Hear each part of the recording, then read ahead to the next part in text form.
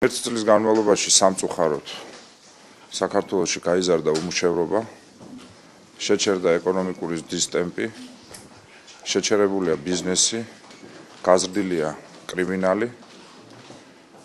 საერთაშორისო ასპარეზზე საქართველოს არსებითი უკუსვლა განიცადა. საქართველოს პოზიციები გაურკვეველი საგარეო პოლიტიკის, გაურკვეველი ვორდინგის გამო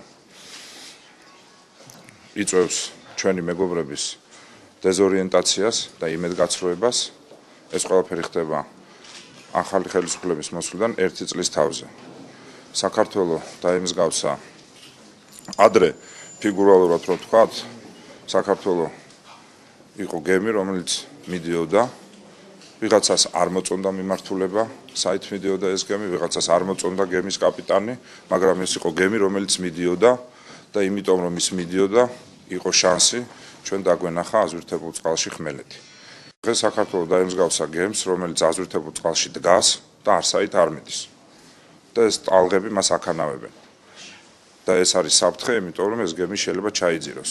საუბედუროთ ხალხის თავარი მოლოდინი ეკონომიკის გაჯანსაღებისა ბიძინა ივანიშვილის მოსვლის შემდეგ არ გამართდა, პირიქით ქვეყანა წავიდა უკან, ეკონომიკური მდგომარეობა წავიდა უკან.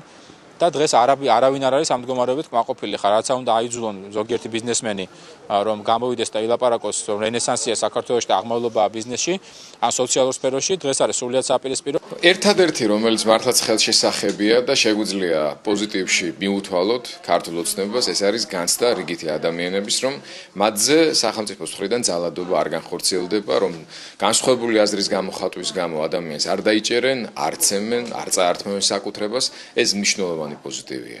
რაც შეეხება ჩვენი საზოგადოებრივი ცხოვრების სხვა არანაკლებად მნიშვნელოვან მიმართულებებს, მთლიანობაში ქვეყნის თავდაცვისა და უსაფრთხოების განცდის კუთხით დამეთანხმებით ვითარება უკეთესობისკენ, როგორც მინიმუმ, არ შეცვლილა და უარესობისკენ ამ დღეებში მიმდინარეობს ზუსტად მავთუხლართების გადმოწევა იმ არაოკუპირებულ მიწებზეც კი, რომელსაც თუნდაც ბოლო წლების განმავლობაში ქართველები ვაკონტროლებდით და ამ მხრივ ხედავთ სულ უსუსურობას. მიუხედავად იმისა, რომ ეს საყოველთაო დაზღვევაც არ არის სრულყოფილი, ნამდვილად შეიძლება იმისი აღინიშნა, რომ შარშანდელთან შედარებით ვითარება არის კარდინალურად შეცვლილი.